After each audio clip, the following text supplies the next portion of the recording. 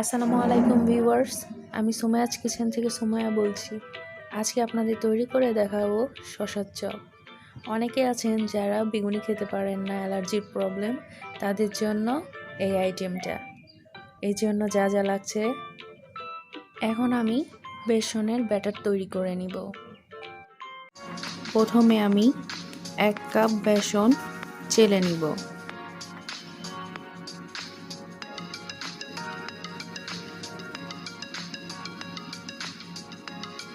বেসন চেলে নেওয়া হয়ে গিয়েছে। এখন 2 টেবিল চামচ চাউলের গুঁড়া চেলে নিচ্ছি।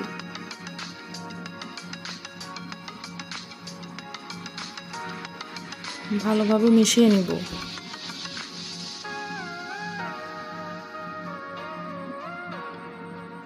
এখন পরিমাণ মতো লবণ দিয়ে দিচ্ছি। 1 চা চামচ মরিচের গুঁড়ো দিচ্ছি। হাফ চা চামচ হলুদের গুঁড়ো দিচ্ছি। হাফ চা চামচ জিরার গুঁড়া দিচ্ছি। হাফ চা চামচ ধনিয়া গুঁড়া দিচ্ছি। সব একসাথে মিশিয়ে নিচ্ছি।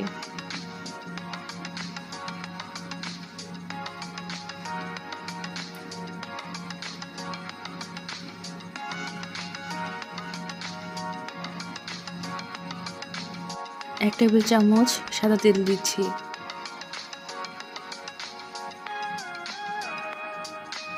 এখন হাত দিয়ে ভালোভাবে মাখিয়ে নিব, যেন দলা পাকিয়ে না থাকে।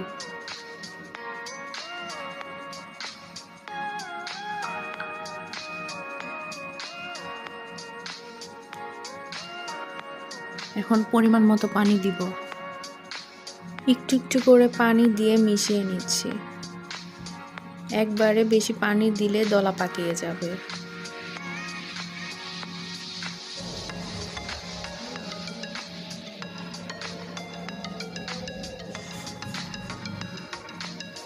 ভালোভাবে মিশিয়ে নিচ্ছি। আপনি যত নাড়তে থাকবেন, ব্যাটারটা তত মসৃণ হবে। এখন হাফ চা চামচ বেকিং পাউডার দিব।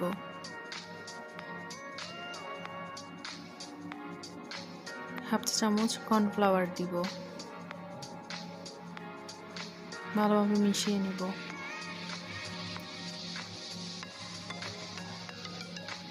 আপনারা যখন চপ ভাজবেন তখন কর্নফ্লাওয়ার বেকিং পাউডার দিয়ে দিবেন। এখানে আমি একটি শসা লম্বা লম্বা করে কেটে নিয়েছি।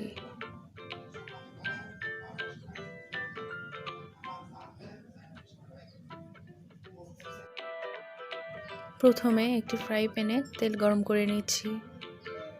তেল গরম হওয়া পর্যন্ত অপেক্ষা করছি। তেল গরম হয়ে গিয়েছে। এখন শসা স্লাইস নিয়ে বেসনে লাগিয়ে নিচ্ছি।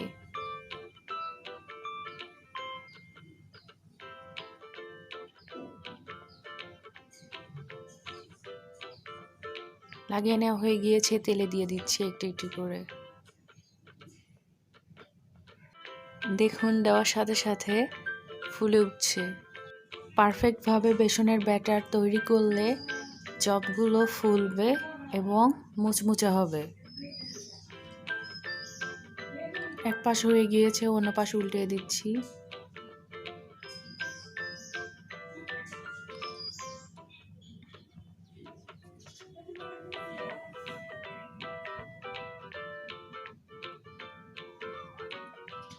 ভেজে নেওয়া হয়ে গিয়েছে, এখন উঠিয়ে নিব।